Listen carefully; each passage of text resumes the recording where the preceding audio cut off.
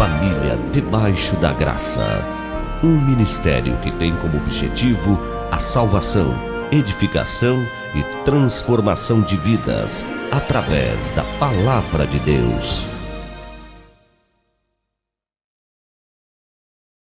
Graça, misericórdia e paz a todos que estão aqui e aos que estão me assistindo, hoje e sempre em Cristo Jesus. Amém, amados? Abramos as nossas Bíblias em Provérbios. Abra a sua Bíblia em Provérbios, capítulo de número 31. Provérbios, capítulo de número 31. Esse texto é um texto que fala sobre o perfil de uma mulher inteligente, o perfil de uma mulher sábia, o perfil de uma mulher comprometida com a excelência. Verso 10, mulher virtuosa, quem a achará? Que bom se houvesse um texto em Provérbios. Homem virtuoso, quem o achará? Mulher virtuosa, quem a achará? O seu valor muito excede o de finas joias. O coração do seu marido confia nela, e não haverá falta de ganho. Ela lhe faz bem e não mal todos os dias da sua vida.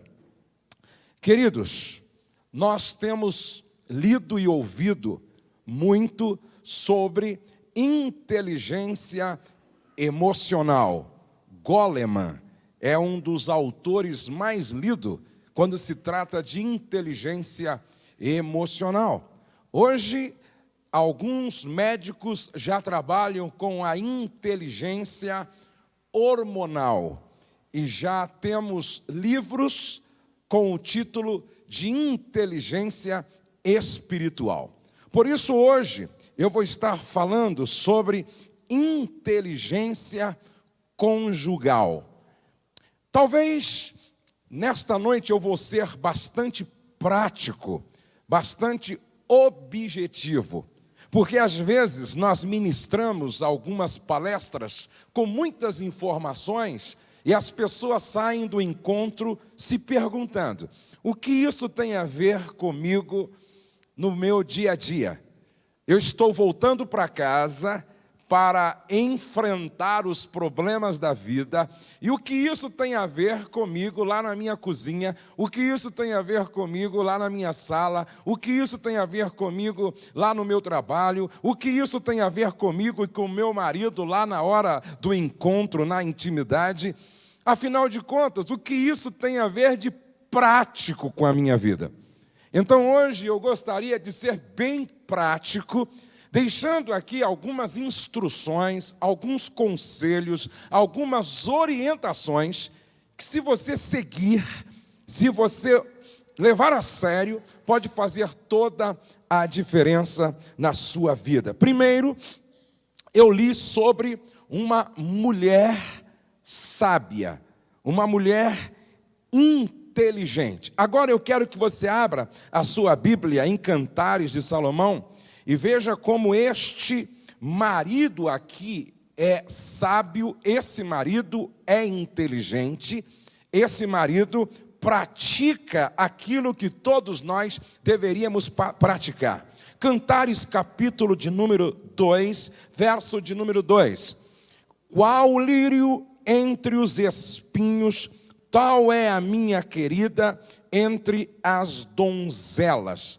Está falando aqui de um marido que reconhece o valor, a significância, a importância, a beleza da sua esposa. Verso 3. Agora é a esposa quem fala. Qual a macieira entre as árvores do bosque, tal é o meu amado entre os jovens. Desejo muito a sua sombra, e debaixo dela me assento, e o seu fruto é doce ao meu paladar. Leva-me à sala do banquete, e o seu estandarte sobre mim é o amor. Interessante. Leva-me à sala do banquete, e o seu estandarte sobre mim é o amor. Agora abra a sua Bíblia no capítulo de número 5, verso de número 10. Veja como você percebe nas ações, nas atitudes deste marido, inteligência conjugal.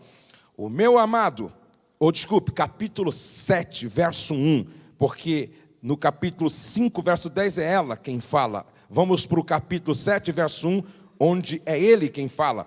Que formosos são os teus passos dados de sandálias, ó filha do príncipe. Os maneios dos teus quadris são como colares trabalhados por mãos de artista. Veja que é um homem sensível. É um homem que tem sensibilidade, tem percepção aguçada. E ele, então, escreve, declara qual é a sua apreciação, admiração pela sua esposa. Eu registrei, eu marquei aqui 15 pontos relacionados à inteligência conjugal. Número 1, edifique sobre as qualidades do cônjuge. Vamos ler juntos? Edifique sobre as qualidades do cônjuge. Pergunto, o teu cônjuge, o teu marido, tua esposa, ele é todo azedo ou ele ou ela tem um lado doce? Quem aqui é 100% azedo? Levante a mão. Quem aqui é 100% doce? Levante a mão. Agora, quem tem um lado azedo, mas um outro doce? Levante a mão assim. Quantos? Então, você tem qualidades. Você tem virtudes. O teu marido, ele tem virtudes, ele tem qualidades. A tua mulher tem virtudes, tem qualidades. Agora, o nosso problema é que, na maioria das vezes, em vez de nós edificarmos nossa relação sobre as qualidades, nós edificamos sobre os defeitos. Acentue o que é positivo no cônjuge. Pratique ser positivo. Eu vou repetir o que eu já disse aqui há alguns dias atrás. Quando alguém começa a ver só defeito no outro, o problema não está no outro. O problema está dentro deste que só enxerga defeitos. Você já ouviu falar daquele casal recém-casados que toda manhã, quando ela se assentava para tomar café, a mesa dava para uma janela que dava para enxergar o quintal da vizinha, aonde ela estendia suas roupas. E todos os dias a mulher falava mal da vizinha para o marido tomando café. Veja só que... Veja como aquela mulher não sabe lavar roupa. Todo dia, aquela jovem senhora dizia para o marido tomando café: aquela mulher, nossa vizinha, não sabe lavar roupa todos os dias. Olha como as roupas estão sujas no varal. Mas um dia, ela senta-se para tomar café com o marido e ela diz: eu acho que a nossa vizinha aprendeu a lavar roupa.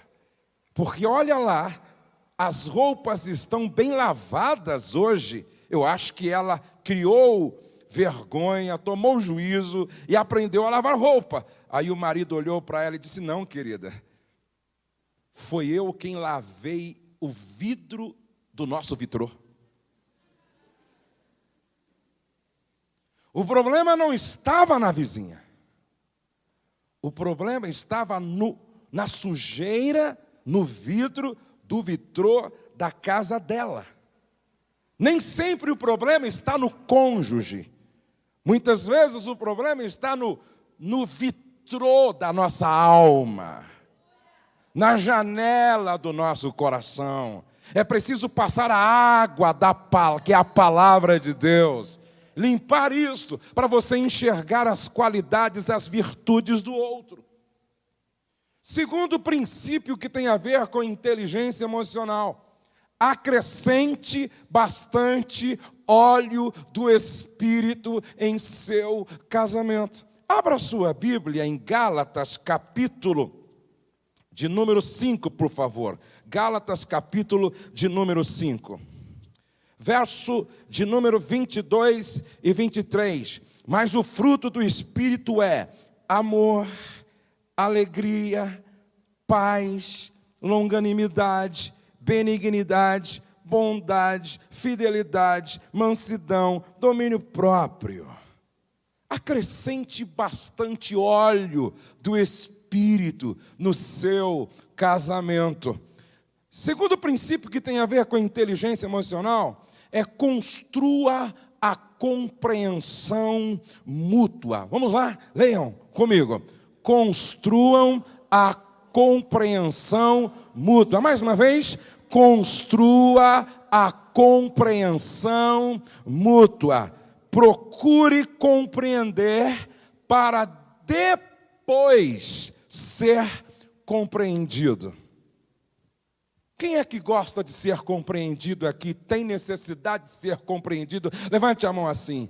Então, primeiro, busque compreender. Sabe por que nós compreendemos pouco? Porque nós não sabemos ouvir.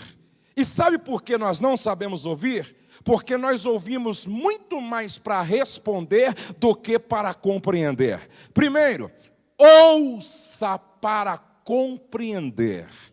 Depois, então, você responde. Quando você ouve apenas preocupado em formular uma resposta para derrotar o outro, você não ouve de forma sadia. Agora, preste atenção. Pastor, como é que eu posso compreender melhor minha mulher? Como é que eu posso compreender melhor o meu marido? Como é que eu posso compreender melhor o meu filho? Como é que eu posso compreender melhor o meu pai, minha mãe? É simples. Se coloque no lugar deles, para sentir o que eles estão sentindo. Eu só compreendo bem minha mulher quando eu me coloco no lugar dela. Isto significa ouvir de forma empática. É se colocar no lugar do outro para sentir o que o outro está sentindo. Número 4. O quarto princípio que tem a ver com inteligência conjugal, leiam comigo. Assumam o compromisso mútuo de reavivar a chama do casamento. Veja o que está escrito em Provérbios 26 e 20. Provérbios 26 e 20 é um texto interessante, é uma figura de linguagem. 26 e 20 está escrito assim, ó. Sem lenha o fogo se apaga. Dá para você repetir? Sem lenha o fogo se apaga. Mais forte. Sem lenha o fogo se apaga. Amados, uma fogueira para ser mantida acesa dá trabalho. Diga isso comigo, dá trabalho. Para manter a chama acesa no casamento, dá trabalho. Nós fizemos um fogão a lenha lá em casa e na primeira vez que fomos acender, não tinha lenha. Sem lenha não tem fogo. Aí eu peguei o carro com a minha esposa e saí à procura de madeira, de lenha. Não foi fácil encontrar. Depois que encontramos, tivemos que quebrar, arrumar, para colocar dentro do carro, aí descarregar lá em casa, depois levar até o fogão, ajeitar para poder acender o fogo. Ei, preste atenção no que eu estou dizendo. Sem lenha, o fogo conjugal apaga. E é interessante que eu sempre digo nos meus encontros, que para acender o fogo à noite, tem que pegar gravetos durante o dia. Deu para entender a mensagem figurada? É por isso que tem casamento que não pega fogo. É por isso que tem marido e tem esposa que fazem um esforço tremendo, mas não pega fogo, porque não pegaram gravetos durante o dia. Pastor, explica melhor isto. Quando o marido é solidário com a esposa e ajuda ela a lavar louça, ajuda a arrumar a casa, ajuda ela a enxugar a louça, ajuda a esposa a arrumar o quarto, ajuda a esposa a varrer a casa, ajuda a esposa no cuidado com as crianças. O que ele está fazendo? Diga, ajuntando gravetos. Mais forte, ajuntando gravetos. Quando o marido vai almoçar fora, e aí ele se lembra que ali tem a sobremesa que ela gosta, e ele leva uma sobremesa para ela, e a surpreende no dia do nada. O que ele está fazendo? Ajuntando gravetos. Quando a esposa surpreende o marido, ela chega mais cedo em casa, manda as crianças para a casa da sogra, toma um banho, se produz, prepara a janta preferida dele, coloca assim um perfume gostoso, coloca uma música romântica para tocar e o espera. Antes do encontro, o que ela estava fazendo? Diga, juntando graveto. Mais forte, ajuntando graveto. Quando a esposa se arruma de forma bonita e o marido, então, no outro dia, deixa um bilhete. Ela se arrumou tão bem para vir à igreja, ela ficou assim bonita.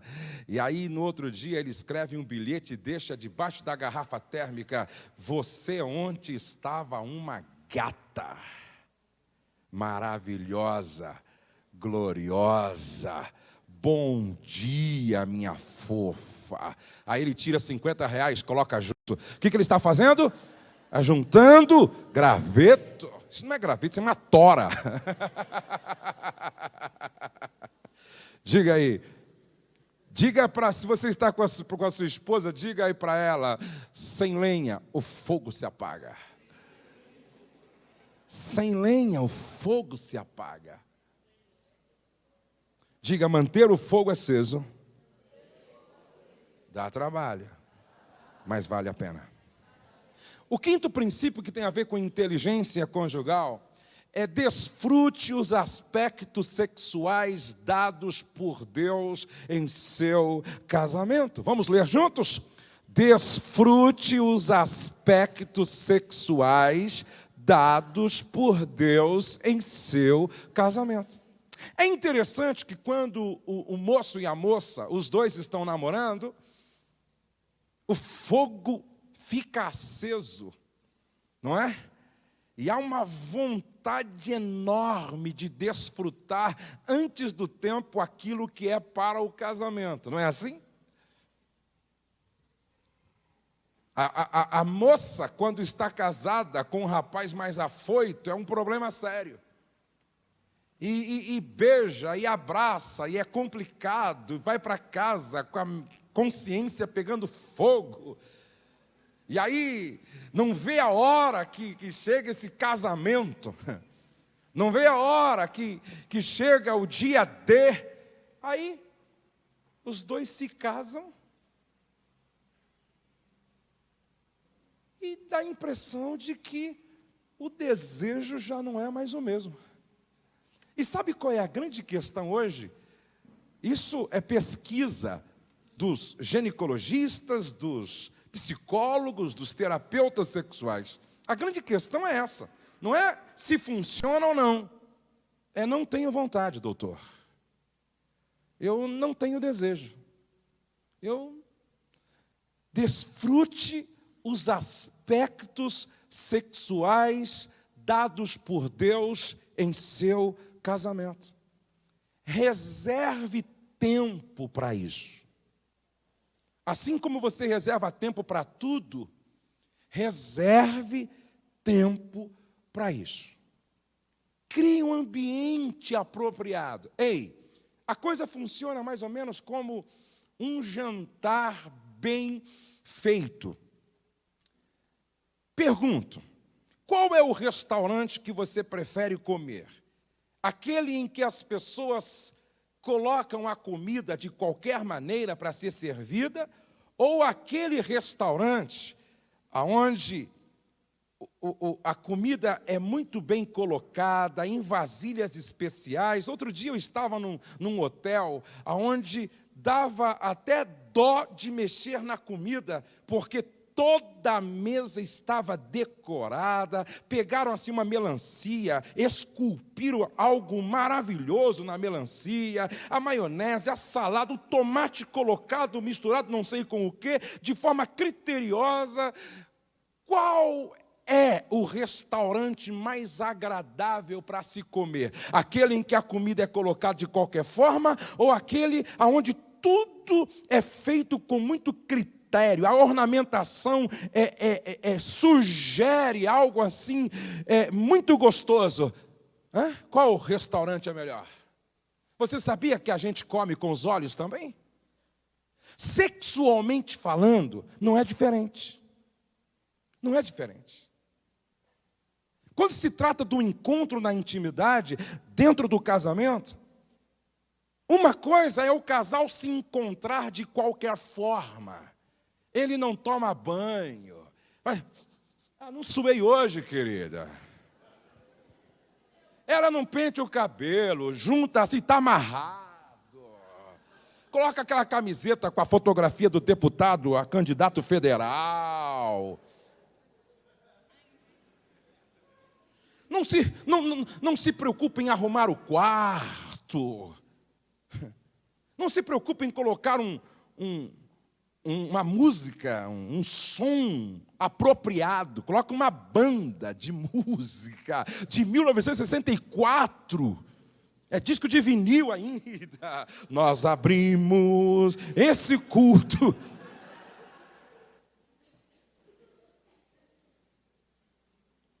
Os casais precisam aprender a desfrutar os aspectos sexuais dados por Deus para o casamento, para o casal desfrutar no contexto da vida conjugal. Invista nesta área. Invista nessa área. As mulheres, principalmente. Compre uma roupa apropriada para o momento. Leia um bom livro. Nós temos Tim LaHaye, nós temos outros doutores escrevendo, inclusive tem um livro que, se não tiver na nossa livraria, eu vou pedir para o Sérgio providenciar, Sexo, a Celebração do Amor. Eu acho que são 500 páginas. Tem tudo ali o que você precisa saber sobre este assunto. Mulheres, esposas, busquem seduzir o marido. Busquem seduzir o marido. Eu fico preocupado com aquelas irmãs que não se preocupam em se vestir para o marido. O homem não é como a mulher. A mulher se excita pelo que vê e pelo toque. O homem se excita pelo que ouve. Pelo que ouve. Às vezes eu falo para minha esposa, calça comprida, é lógico, é mais confortável muitas vezes para a mulher, mas é bom ver a esposa de vez em quando de saia. Não estou falando de uma saia descomposta, mas de saia. É bom ver a esposa produzida, porque isso atrai o marido, provoca o marido, seduz o marido. Tem esposa que em casa diz assim, não, pastor, a minha casa é o lugar onde eu tenho que viver relaxadamente. Algumas mulheres não se preocupam em se vestir em público bem, eu imagino em casa. Já pensou uma mulher que só usa uma calça de moletom em casa? Que o fundo vai no joelho. Gente, é horroroso. Graças a Deus que minha esposa nunca usou isso. Graças a Deus. E é pior ainda quando o marido fica competindo com a esposa para ver quem fica mais ridículo dentro de casa. Quem fica mais feio, mais horroroso. Maridos, sejam sensíveis às necessidades da esposa. Não seja egoísta. Se preocupe com o cônjuge. Pergunte para o seu cônjuge se está bom como está a vida dos dois nesta área. Eu não estou pregando aqui que o sexo é tudo, seria sexolatria.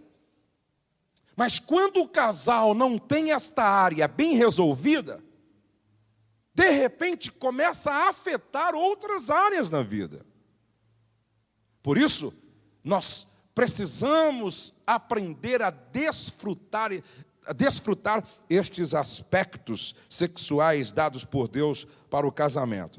O sexto princípio que tem a ver com inteligência conjugal é: valorize aquilo que é importante para o seu cônjuge. Valorize aquilo que é importante para o seu marido. Valorize aquilo que é importante para a sua esposa. Preste atenção.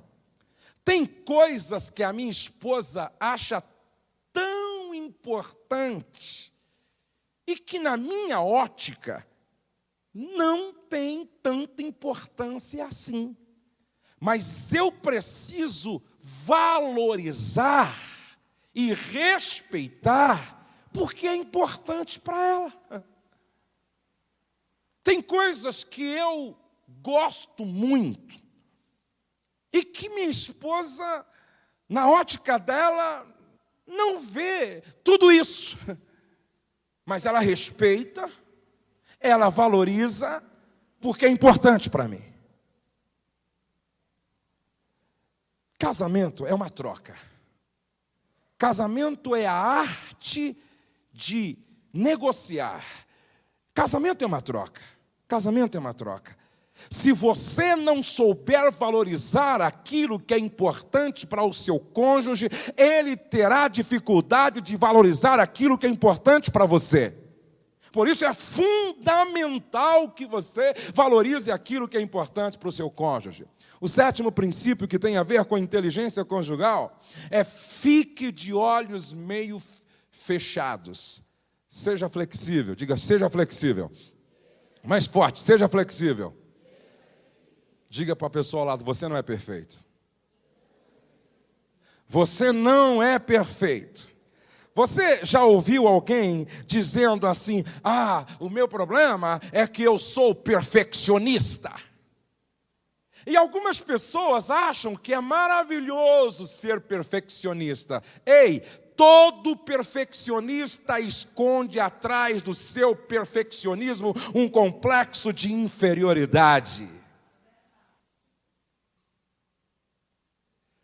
Seja paciente com os outros, porém exigente consigo mesmo. Eu tenho que ser exigente comigo, mas eu tenho que ser paciente, tolerante, flexível com os outros. Amados, a maturidade me ensinou, ou seja, ao amadurecer eu aprendi que quanto mais eu me percebo, mais eu compreendo as limitações dos outros. Quanto mais eu me enxergo, mais sou tolerante com as fraquezas dos outros. Quando Jesus disse para os fariseus: ei, vocês trouxeram esta mulher que foi pega em pleno ato de adultério e vocês querem apedrejá-la. Quem de vocês não tiver pecados, pode começar a atirar pedras. A Bíblia diz que do maior para o menor, foram baixando a cabeça e saíram. Aí Jesus olha e diz assim: mulher, cadê os teus acusadores? Ninguém te condenou? Não, eu também não te condeno. Sabe por que você ainda continua dando mais ênfase nos defeitos dos outros do que nas qualidades? É porque você ainda não se percebeu, você ainda não se enxergou, você ainda não se autoavaliou. Porque sempre que eu me percebo, eu sou mais flexível com a minha esposa, mais flexível com os meus filhos, mais flexível e tolerante com os meus irmãos. Se vocês me entenderam, digam amém. O oitavo princípio que tem a ver com inteligência conjugal é: importe-se o suficiente para correr o risco de fazer mudanças positivas no seu casamento. Diga: mudanças positivas. Mais forte: mudanças positivas. Às vezes, pequenas mudanças produzem grandes resultados. Pequenas mudanças. Por exemplo, beijar os filhos todos os dias ao sair de casa. Beijar os filhos e abraçá-los todas as vezes que você chega em casa. Deixa eu fazer uma pergunta para os maridos. Quantos maridos estão aqui? Levante a mão assim, todos os maridos. Deixa eu fazer uma pergunta para você. A primeira coisa que você faz quando chega em casa é dar um abraço na esposa e perguntar como foi o dia dela?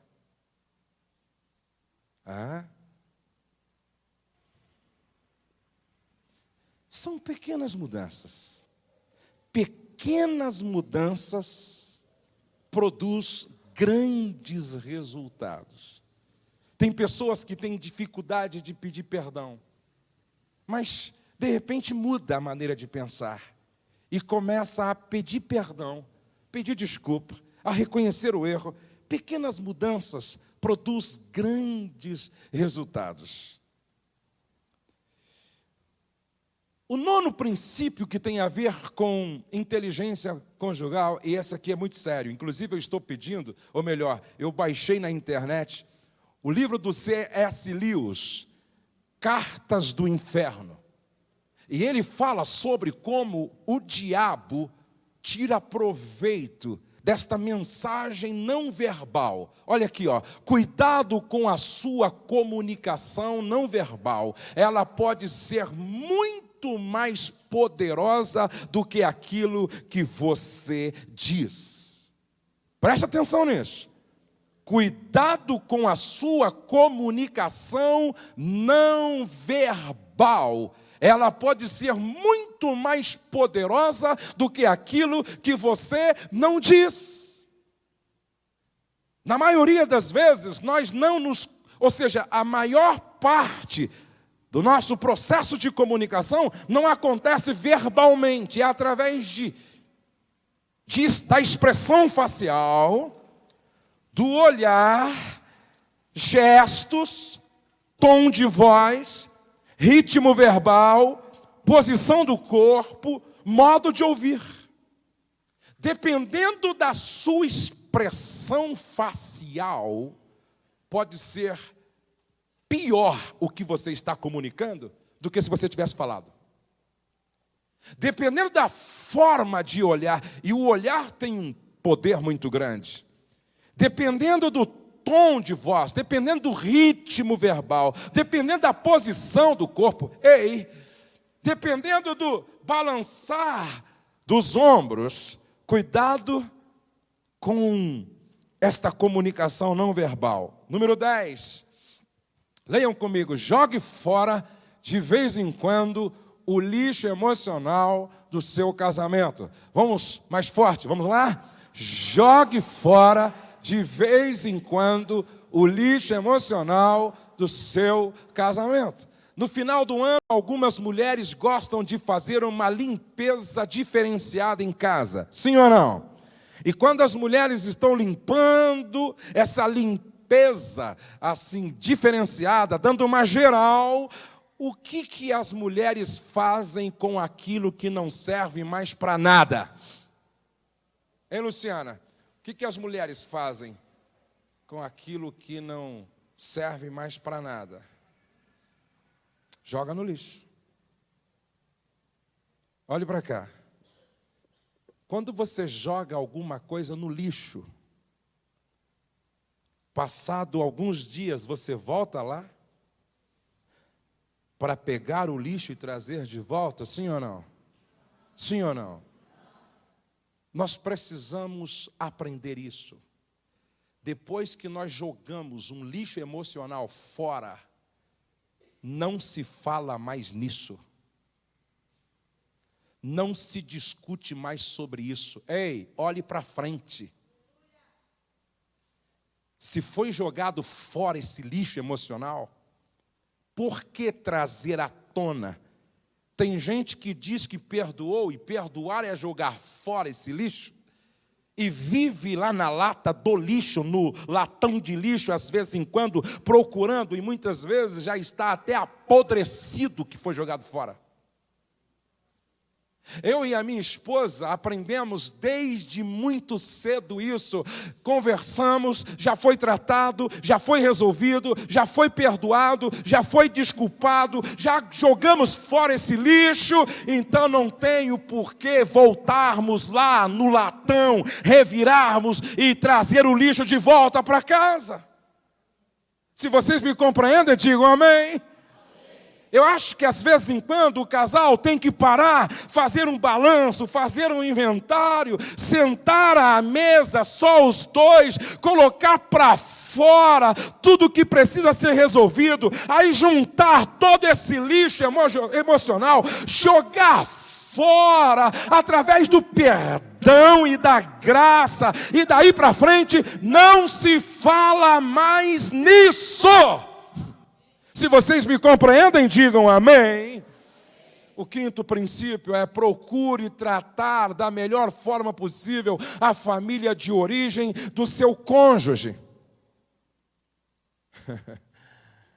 Talvez você já me ouviu falar nisso, mas eu sou obrigado a falar disso, talvez em toda a série de conferência que eu faço, porque continua sendo o grande problema. Quantas moças estão aqui? Levante a mão assim, por favor. Quantas moças? Bem alto, levante a mão assim. As moças, só as moças, não casadas. Só as moças. Levante a mão. É lógico. Olhe para cá. Aprenda isso. Se você quer começar bem uma relação de casal, conquiste primeiro a família do seu pretendente. Ei, rapaz, se você quer começar bem sua relação de casal, conquiste primeiro a família da sua pretendente. Uma das razões porque Deus não tem abençoado muitos casamentos é porque eles não valorizam isto. Eles acham que conquistando a moça para ser esposa já é o suficiente. Conquistando o marido, o rapaz para ser marido é o suficiente. Ei, não dá para, por exemplo, não tem como eu ter casado com a irmã Rosimari e excluir a família dela da nossa vida. Não tem como. Não tem como a irmã Rosimari ter casado comigo e excluir minha família da nossa vida. Ei, de certa forma, quando você se casou com a tua esposa, indiretamente você casou com a família toda.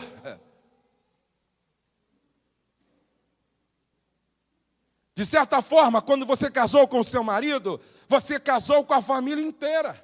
Não tem como mudar isso. Por isso, não é exclusão, é integração. A Rose não me tirou da família, ela me integrou na família dela. Eu não tirei a Rose da família dela, ela me integrou na família dela. Eu integrei ela na minha família. Dá para compreender isso, sim ou não? Não adianta nós construirmos não adianta nós queremos construir uma relação de casal se não aprendemos esse princípio básico de inteligência emocional. Isso está claro, sim ou não? Quantas esposas estão conosco? Levante a mão assim, por favor. Quantas esposas? Como é que vocês tratam a família do marido? Como é que vocês tratam? Ei, meu querido irmão marido, como é que você trata a família da tua esposa? Como é que você trata? E como é que... Ei, Luciana, é possível? Você vai se casar amanhã. Não é verdade? Amanhã vai se casar. E quantas outras jovens estão aqui pensando em se casar? Preste atenção. Não tem como construir uma relação de casal e de família se você não aprender a se relacionar com a família de origem do seu cônjuge, do seu marido, da sua esposa. Bom, vamos correr. O 12º princípio que tem a ver com a inteligência conjugal é: antes de abrir a boca, pense nos efeitos das suas palavras. Vamos dizer juntos? Antes de abrir a boca, pense nos efeitos das suas palavras.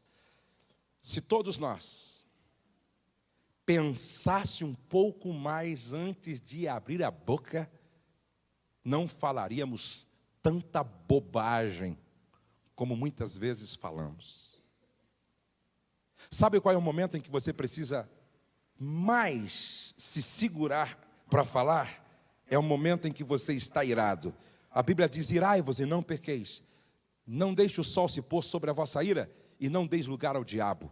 Olha, escute, quando alguém disse isso, quando você está com seus nervos à flor da pele, o diabo toca piano nos seus nervos. Cuidado, antes de abrir a boca, pense nos efeitos das suas palavras. O que falamos hoje é o que vamos colher amanhã. Vamos dizer juntos? O que falamos hoje é o que vamos colher amanhã. 13º, procure se utilizar de eventos especiais para reconhecer a significância do cônjuge. Elogio lá no quarto faz bem. Elogio lá na sala faz bem. Agora, elogio publicamente faz muito bem. Escolha um momento especial para reconhecer a significância do seu cônjuge. Escolha um momento especial. Quando todos os familiares estiverem em casa e a esposa fez aquela lasanha, aquele peixe, fez aquele prato delicioso, aí você diz: pessoal, um momentinho antes de comer. Ou melhor, depois que almoçaram, é lógico. Depois que almoçaram. Pessoal, um momentinho. Eu quero reconhecer, diante de todos vocês, que o almoço que minha esposa preparou estava delicioso. E eu quero declarar aqui também o meu amor e o meu reconhecimento e a minha apreciação por ela. Creio que todos vão aplaudir. E ela vai dizer depois para a amiga: ganhei a semana. É a mesma coisa quando a mulher escolhe um momento especial, público, para reconhecer a significância do cônjuge. Diga isso: só aquilo que eu valorizo tem valor. Só aquilo que eu valorizo tem valor. Sabe por que alguns homens, algumas mulheres, de repente deixam de fazer o que vinham fazendo? Relaxam. Porque Não há motivação, motivo tracinho ação. Não há motivação. O elogio tem um efeito psicológico que influi na autoestima, na autoimagem.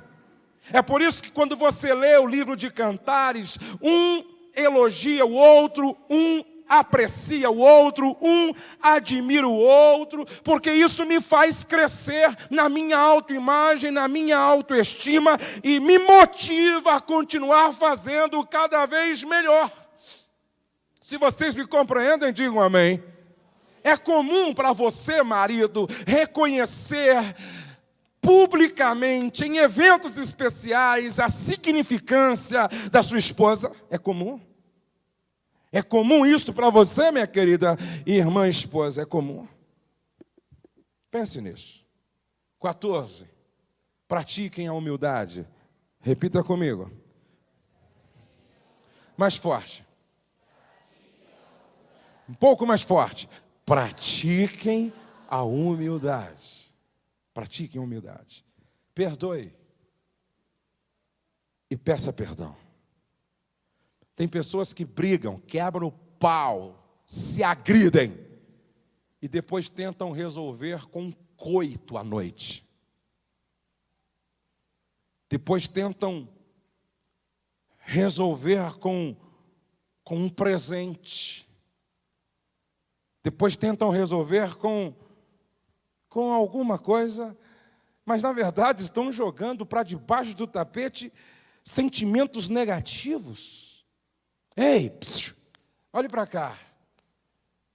O tempo não é suficiente para curar as feridas que provocamos na alma do outro. Não.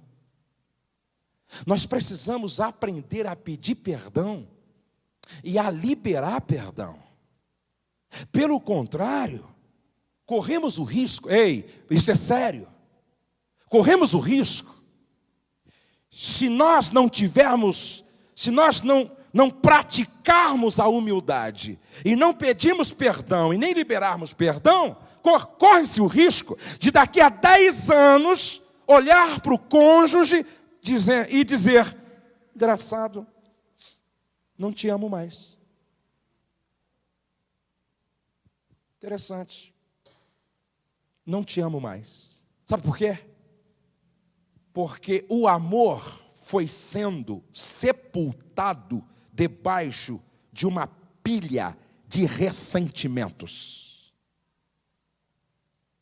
Sempre que você tenta disfarçar, ser indiferente ao que aconteceu, não dá a devida importância, os ressentimentos vão se acumulando, e aí o amor vai ficando debaixo de todo tipo de sentimento negativo.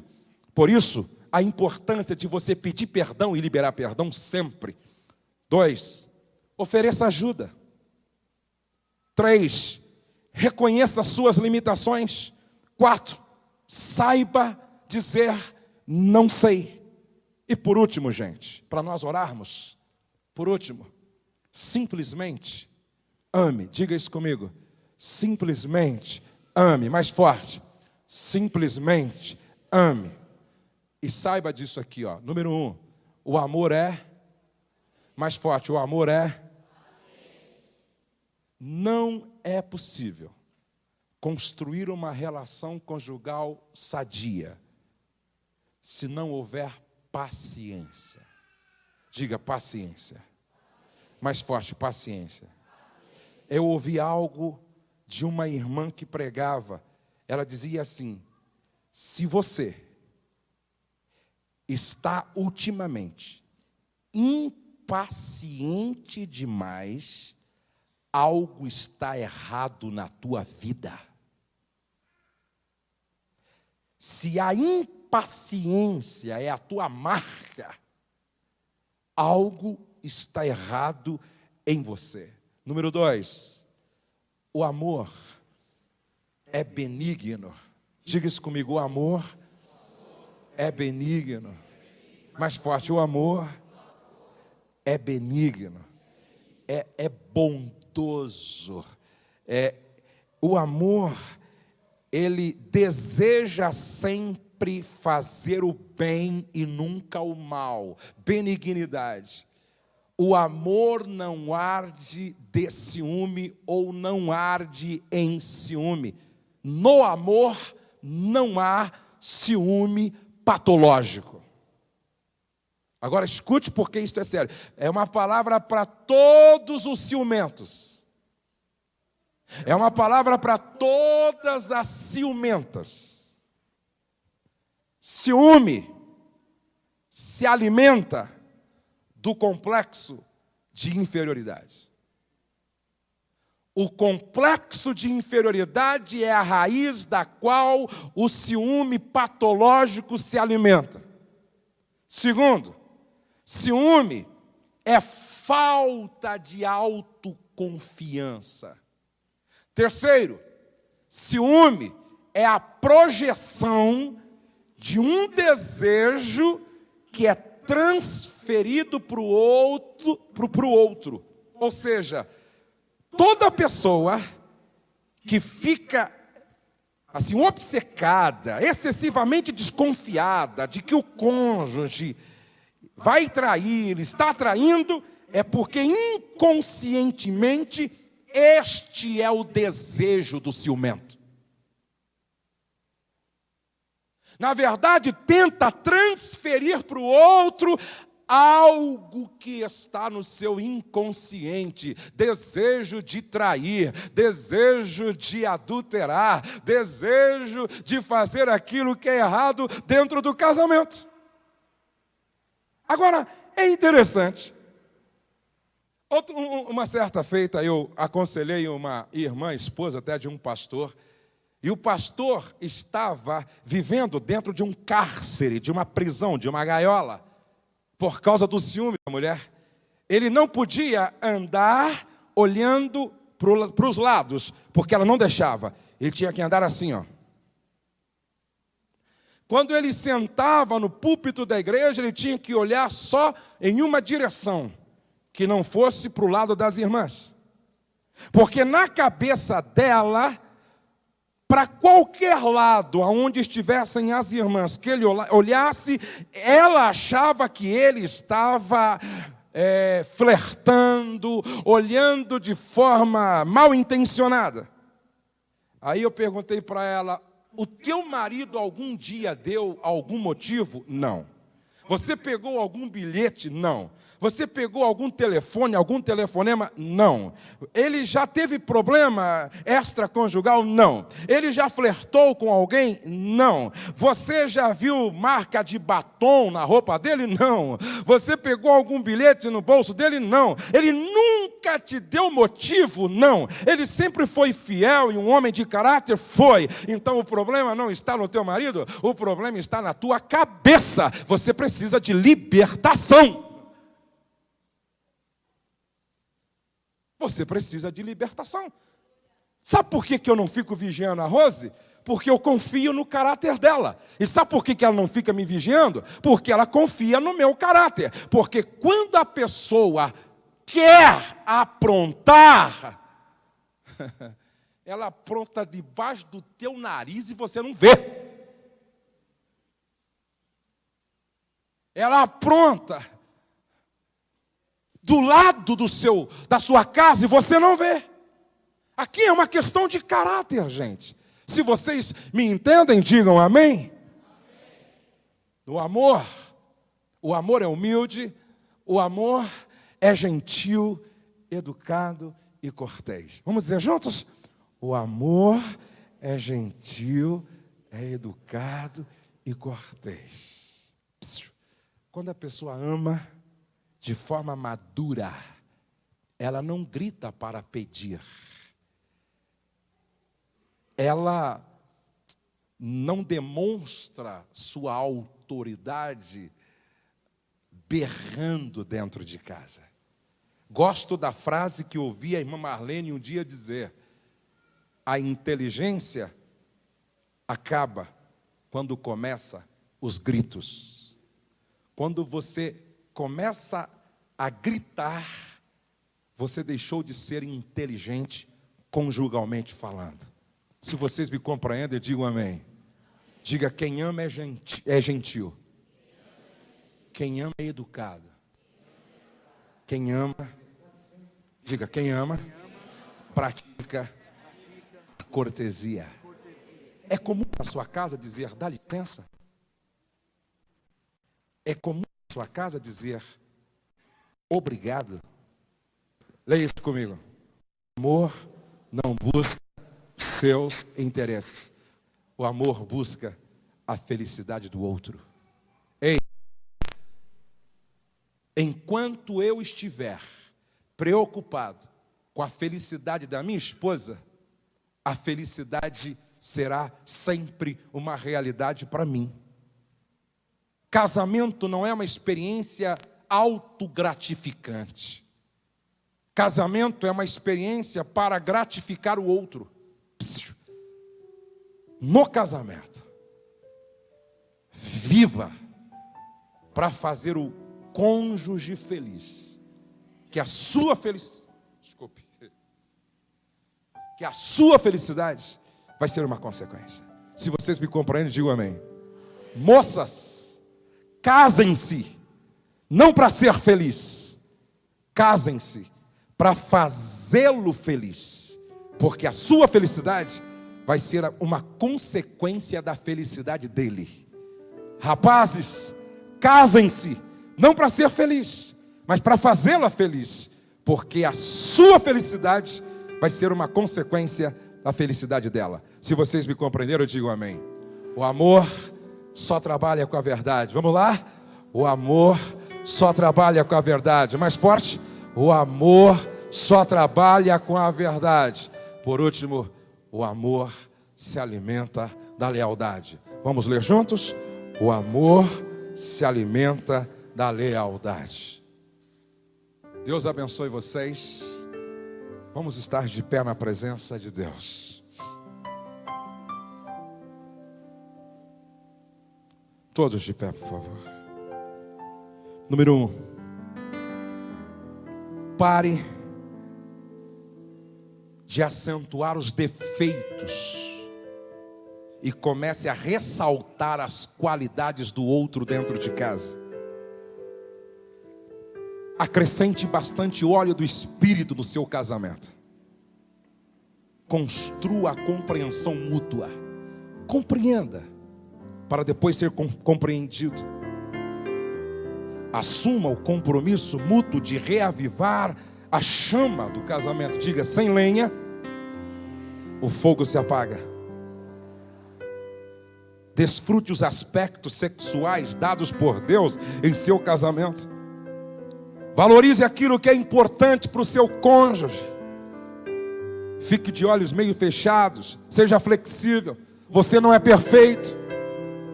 Importe-se o suficiente para correr o risco de fazer mudanças positivas no seu casamento. Saia daqui hoje decidido, decidida. Vou começar a fazer algumas mudanças no meu casamento. Cuidado com a sua comunicação não verbal. Ela pode ser muito mais poderosa do que aquilo que você diz. Sua expressão facial, seu gesto, seu tom de voz, ritmo verbal, posição do seu corpo, modo de ouvir. Jogue fora, às vezes em quando, o lixo emocional do seu casamento. Procure tratar da melhor forma possível a família do seu cônjuge. Antes de abrir a boca, quase pense nos efeitos das suas palavras. Procure se utilizar de eventos especiais para reconhecer a significância do cônjuge. Pratique a humildade, perdoe, peça perdão, ofereça ajuda, reconheça suas limitações, saiba dizer não sei. Simplesmente ame. O amor é paciente, benigno, não arde em ciúmes, é humilde, gentil, educado e cortês, sempre se preocupa com o outro, só trabalha com a verdade e se alimenta da lealdade. Agora, eu vou orar.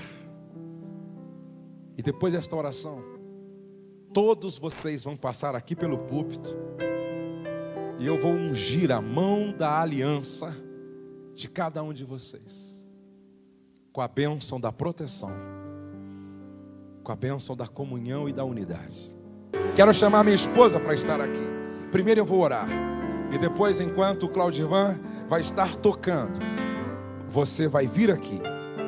Primeiro os casados, e os solteiros vão vir também, porque eu vou orar pelo casamento dos solteiros que vai acontecer amanhã. No futuro vão casar, e vão casar debaixo da bênção do Senhor. Vamos orar ao Senhor. Eu gostaria que você orasse dizendo: Senhor, me ajuda a melhorar, me ajuda a mudar aquilo que eu preciso mudar. Dá-me inteligência conjugal. Eu quero ser um instrumento de bênção e um vaso de honra dentro da minha casa. Eu quero ser um canal da tua graça e da tua bênção. Vamos orar. Senhor, obrigado por esse tempo que passamos na tua presença e na tua casa. Nós te louvamos por aquilo que tu és e por aquilo que o Senhor fez, está fazendo e ainda vai fazer. E nesta noite, Pai, eu peço a tua bênção sobre cada casal, sobre cada família aqui representada, sobre cada moço, sobre cada moça. Tu és o Deus idealizador deste projeto chamado família. Tu és o Deus do casamento, desta aliança que o Senhor testemunhou. E por isso eu peço cura para os relacionamentos doentes. Eu peço que o Senhor fortaleça aqueles que aqui chegaram com o seu casamento enfraquecido. Eu quero que o Senhor faça um milagre naqueles que aqui chegaram precisando de uma intervenção sobrenatural da tua parte. Tu és um Deus que abre o mar vermelho. Tu és um Deus que implode muralhas de Jericó. Tu és um Deus que fecha a boca de leões. Tu és um Deus que transforma água em vinho. Tu és um Deus que ressuscita os mortos. Tu és um Deus que liberta os cativos de Satanás. Tu és um Deus que faz além do que nós pedimos ou pensamos, Senhor. Então faz aquilo que precisa ser feito nesta noite, e nós vamos glorificar o teu nome. Eu abençoo cada casal, cada irmão, cada irmã, cada família aqui representada, com toda a sorte de bênção, hoje e sempre, no nome de Jesus. Amém e amém. Amados, então eu quero que os casais... Você ouviu Pastor Josué Gonçalves.